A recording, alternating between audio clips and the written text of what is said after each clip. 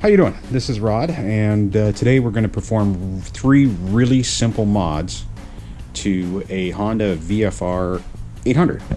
And this one here is all stripped down of its plastics, but for this mod you don't have to do any of that. You don't have to remove any of the side plastics. You don't have to remove the fuel tank even. But for this video and the purposes of explaining this in detail, I thought I would just work from here, which is a completely bare bike, so you can see everything. We're going to talk today about the snorkel mod, the flapper valve mod, and the pair valve mod. And I'm just going to talk about the pair valve mod and when I think you should do that mod and when you shouldn't. But we're going to start with the 2 simplest ones. And again, for this mod, you don't have to take any plastic off. You don't have to do take the fuel tank off fully. You just have to flip the fuel tank up, and the fuel tank is held in place by these 2 bolts right here, and then there's a tether on it, and you have this hinged mount for the rear so that you don't even have to remove the tank. You can just flip it up high enough and hold it in place. I usually use a socket extension and a big socket that I can kind of get positioned around the steering nut and hold that tank up in place, and you can do this mod without having to take the tank off. If you're, for whatever reason, have the tank off and you're at that stage, this is going to look very, very similar. Okay, so for the first of these 3 mods, we're going to do the flapper valve. The bang for your buck. The flapper valve is probably the one that gets you the most benefit to your engine. Now, I'm going to point out that none of these 3 mods do any noticeable difference as far as acceleration or power output, seat of your pants. But 2 of them at least are really common sense. And the 3rd one is providing you have your modifications set up in the rest of your bike. But the flapper valve, I think, is a really, really key one, and that's this item right here, this piece that you see on top of your airbox. Now, what this valve does is, once your engine is running, when you first start your bike, this valve that's down, it's connected here and sits right down there, and I'll take the airbox lid off so you can see it in detail. That valve closes basically at below 5,000 RPM. Due to vacuum pressure in this hose right here. This actuator closes a trap door, which is at the front of the airbox, which is one of 2 air inlets to your airbox. This is 1, this is 2. It closes it, and the benefit of this is that the bike makes less noise. It also has less airflow into the airbox when it's idling, which is when they do the emissions testings, or when they did do the emissions testings during the production of these 6th generation Honda VFRs.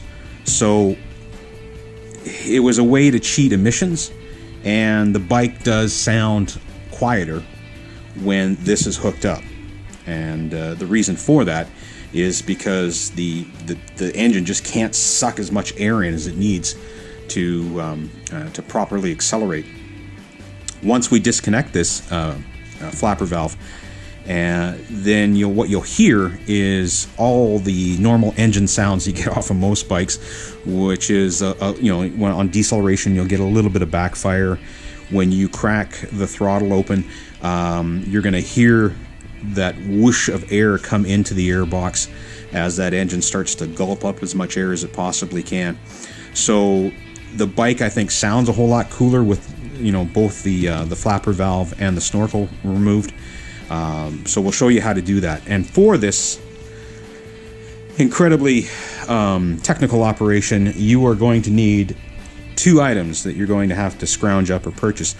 The first one is a screw of some kind that is going to fit inside this vacuum line so that we can block that vacuum line off and not lose vacuum through the rest of the system that will throw off the idle of the bike. And my favorite as well is a zap strap to secure this bolt inside the vacuum tube. So here is the highly complicated, and I say that facetiously, process to disconnect your flapper valve. You're going to remove this vacuum line. You're going to take your bolt or screw, make sure that it's a tight fit, that it's not loose in there, and you are going to insert it into the vacuum line.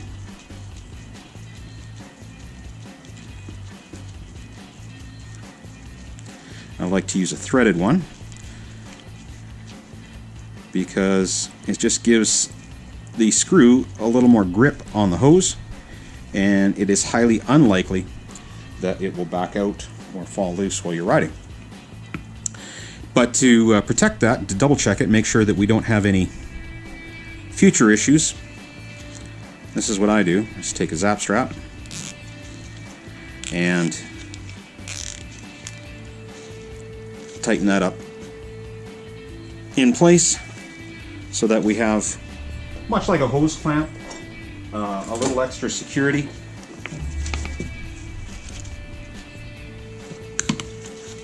Voila! That is all you have to do to this flapper valve. The flapper valve, when it's at rest, is in the open position. So now that we've disconnected this vacuum line, when we start the bike, it'll remain open. And what this what the system did is, above 5,000 RPM, it released the vacuum on the valve and allowed the door to open. But again, the only reason to do this was for emissions purposes and to make the bike sound a little quieter at idle or at low RPM when you're cruising through your neighborhood, that sort of thing. Both of which rob performance of the bike. Okay.